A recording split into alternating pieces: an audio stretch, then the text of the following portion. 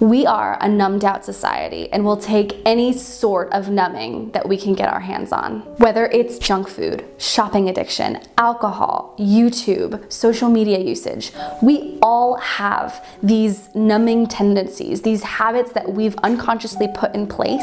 The thing is, social media is neutral. It's not good and it's not bad. Social media isn't toxic and it's not unhealthy. It's neutral.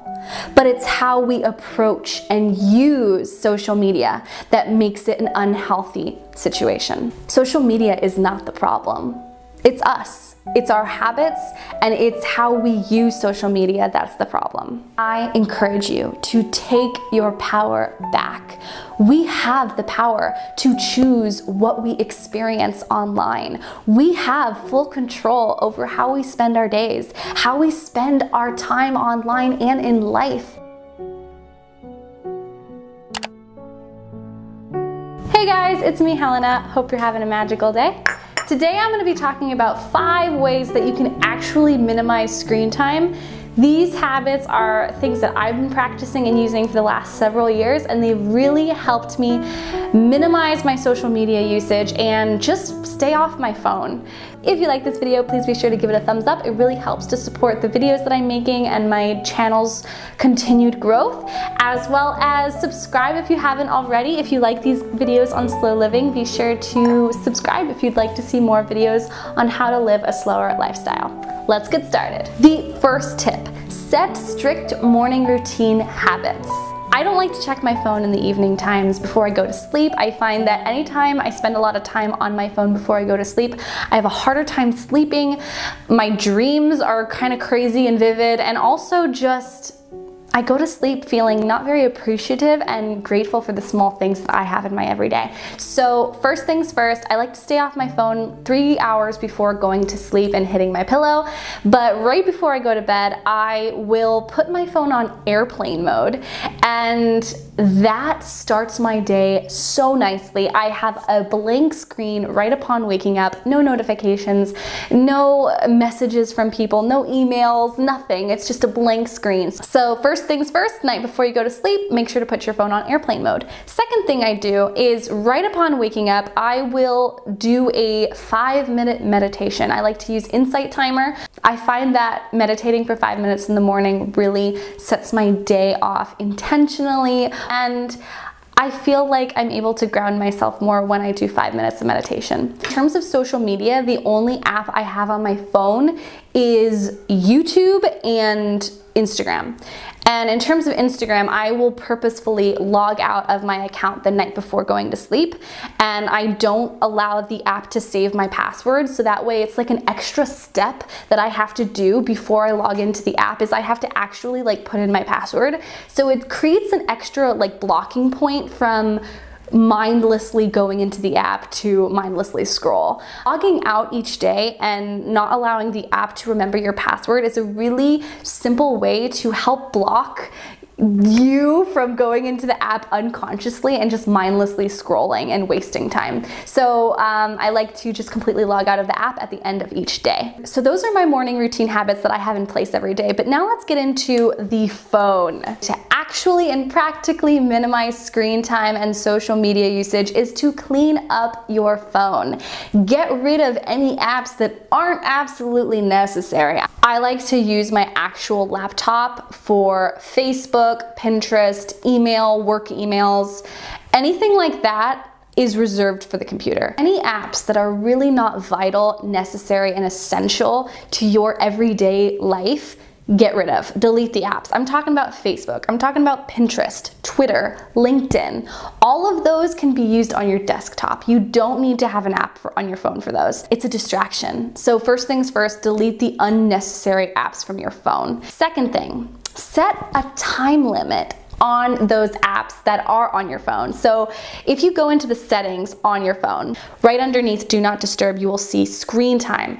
You will see your daily average, how much time you spend on average on your phone. Scroll down to App Limits, and then you can turn on app limits and then put the apps that you want to have a time limit put in place on your phone. So you can click Add Limit, And then go scroll down to Instagram, you know, YouTube, whichever apps that you want to cut down on your screen time, your social media usage, you can put a time limit in place. I have 20 minutes on Instagram every day, and this has really been working for me. But let's be real, there will be days where I will just ignore that screen limit pop-up that comes up after the 20 minutes have been spent on Instagram, and I'll just ignore it and I'll just keep scrolling. But what I find that really helps is take 3 deep breaths before making your decision to ignore or to close down the app. So if I get that little pop-up that says my time is up on Instagram, when I see that pop-up, that is a trigger for me to take 3 deep breaths. I have built this intentional habit in place into my everyday for about 1.5 years now, that unconsciously I just do it because it's a habit I've built over time. But when I see that pop-up, I will just take 3 deep breaths, and usually 99% of the time I will get off the app, because taking those deep breaths really reconnects me back to my inner guidance system, my intuition, my internal compass, whatever it is you want to call it. And I'm reminded that actually spending time on Instagram isn't benefiting me or helping me in any way. I feel like breathing is the quintessential way to really connect with your intuition and your spiritual guidance system. So taking a few deep breaths before logging into social media, it really works wonders for me, and I hope it works for you as well.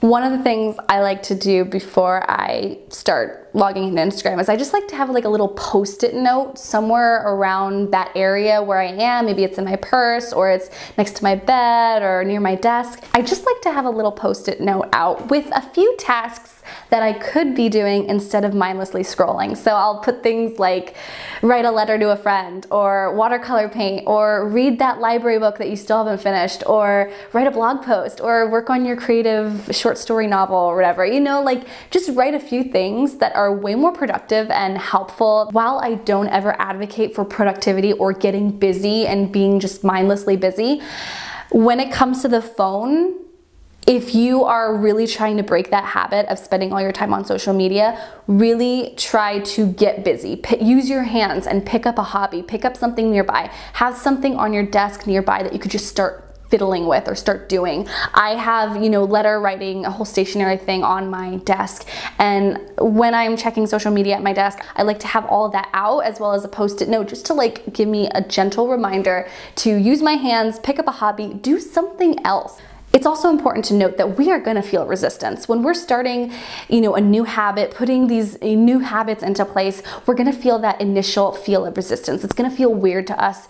It's not going to feel normal. We're going to feel like something's wrong with our routine. So it's important to kind of build something in place so that when you do feel that resistance and you do feel that need to resort back to old habits, unconscious patterns that we've set for us in the past, it's important to have things that are easy and very close on hand. So for me, I like to write letters. I like to have my stationery right next to my phone on my desk to remind me of doing something else, something easy, something fun, something lighthearted, something playful, something that I enjoy.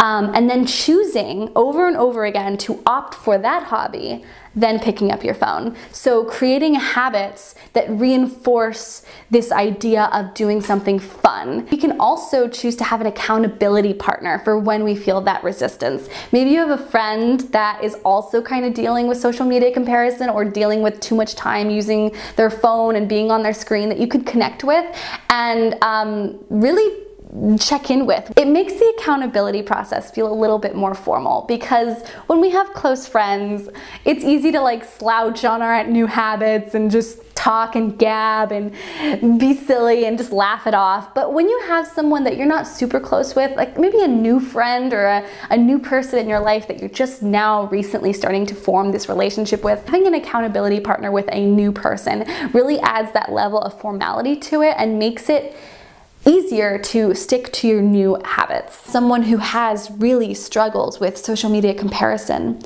with looking at my life and comparing it to other people's curated highlight reels on the internet, knowing that it's a highlight reel and knowing that there is a better, more intentional and healthy way that I could approach social media and my phone has really helped me, and it's really made me a more joyful, deliberate, and present person. There was this really thought-provoking quote I once read about on comparison, and it was, "Comparison is a brutal assault on oneself." And it's so true. It is hurting us when we compare our lives to others on the internet. It is hurtful, it is damaging, it is poisonous. I post one time a day and that's it. I don't frequently check back into Instagram and post more and check up on, who's following me or who's commenting back or any of that. I just cut that cold turkey a few years ago.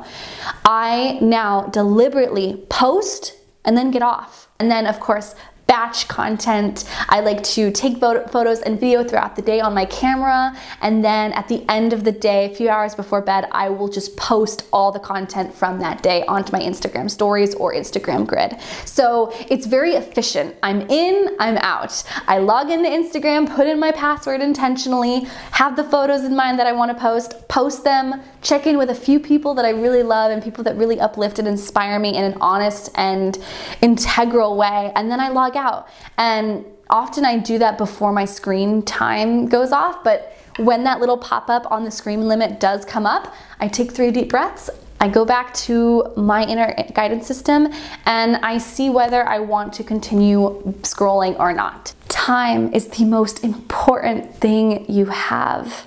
Your time is your life. Time is so sacred. It's so sacred. Treat time as a gift. Treat time as your gift. It's true. How we spend our days is how we spend our life. How much time that you spend on social media, it adds up. I implore you to ask yourself, are you looking for something in that moment that you can get from your phone when you could get it from the inside? Every time you pick up your phone, ask yourself, what am I hoping to get from this right now? Like really, what am I hoping to get from this experience? Why am I opening up this app? And what am I hoping to benefit from in my life from this app? This doesn't mean never looking at your phone. Not at all. If you want to tune out for 10, 20 minutes, I get it. I feel you. Had a long day? Want to pull out your phone, look at pretty pictures, escape into a world of fantasy and different worlds of heightened reality, of curated feeds? I get it. I understand. But go into it with that intention of knowing I need to tune out for 20 minutes, and then set your timer on your phone in your settings. Set a timer for it, for how much time to numb yourself out. Those are my practical tips. Those are the ways that I have been able to practically and honestly limit my screen time, limit my social media usage, and how I'm really able to stay off my phone for 95% of my day. I do not look at my phone, and that is a miracle that I never thought I would say, because 2 years ago it was the opposite. I was always on my phone. So I hope that these tips and my personal journey of experiencing social media comparison and how I navigate social media on my phone helps you. Stay off those phones, ladies and gents, and go out and live your life. I hope that these tips were at all helpful for you. If you liked these tips, if they resonated with your heart or spirit, please be sure to leave a comment. Let me know what you thought. What are some habits that you want to, add to your daily life? And if you like this video, please be sure to give it a thumbs up. Likes and comments really help to support the videos that I'm creating, as well as to help get this small channel out into more people's hands, more people who want to learn about this, about living a slower life, people who want to limit their screen time usage. I hope that these tips can get to them. And I just want to say thank you so much for your appreciation, your kindness, and your support in me making these videos. I really appreciate every single one of your comments. It really means the world to me, and I really went into this whole YouTube space looking for community, looking for a group of like-minded souls who are made of the same stardust. And I'm like getting so emotional talking about it, but like, I'm so grateful for all of you lighthearted souls out there for just being such lighthearted, kind, gracious, and just warm-hearted people. I really appreciate all of you, and I hope you have a magical day, my friends, and I will see you next week here on The Simple Joys.